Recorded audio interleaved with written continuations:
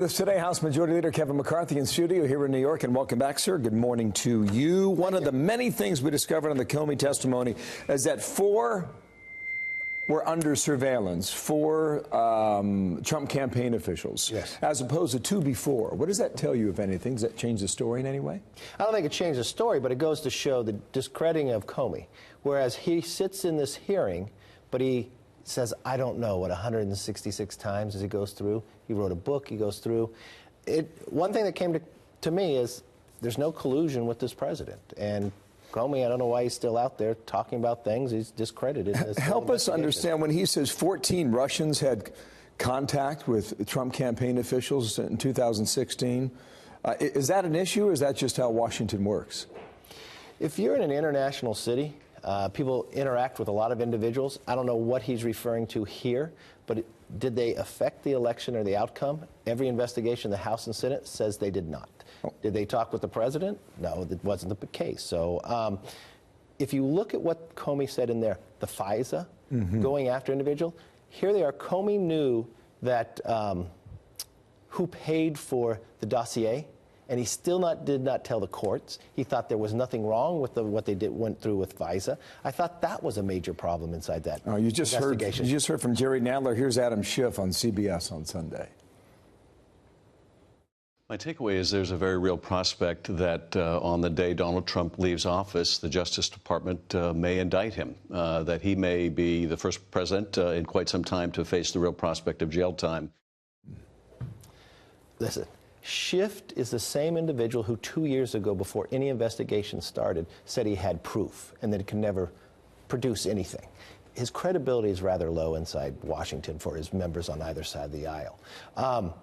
I think what it shows, if the president hires an attorney to solve a problem, he expects him to do it in a legal manner. I don't see, and if Schiff is taking this beyond to go forward and say there's a impeachable offense because of a campaign finance problem, there's a lot of members in Congress who would have to leave for that same place. You leave the majority of the first week of January. What do you think this does to the state of Washington affairs when Democrats head up all these committees?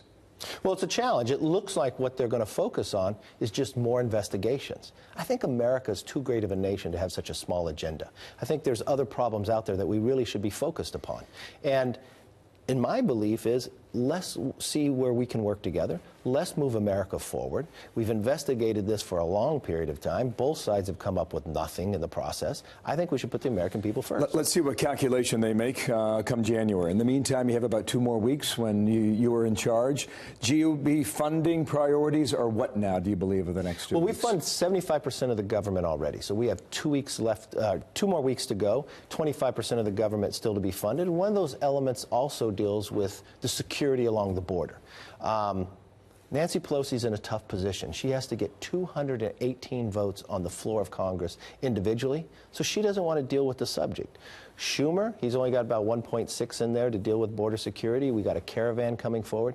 I think we can find common ground. I know where the president is. The president wants to come to an agreement, work a deal out, and that's what he's going to have a meeting with them this week. We've got Google's CEO coming in tomorrow. I think it's very important based upon what we're looking at bias, when we're looking at privacy issues, when we're looking at what they're doing in China and what they're doing with our U.S. military. I think there's a lot of questions that have to be answered. That's very interesting. With regard to border security, you have technology down there, you have personnel to take care of the wall. Do you think it happens or not?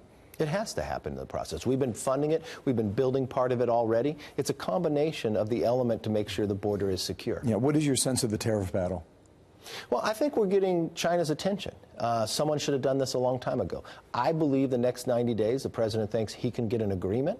I think America will be stronger for that. What China's been doing to a number of companies in America, from stealing their technology, from ever since they entered the WTO, they have not played by the same rules. I think the rest of the world is looking at the same time. We just renegotiated NAFTA. I think that modernizes, makes America stronger in the same basis. On that point, do you think that'll pass? I do believe it will pass. I guess we'll call it USMCA? Yes. I believe we won't see it until February. It'll be with a new Congress.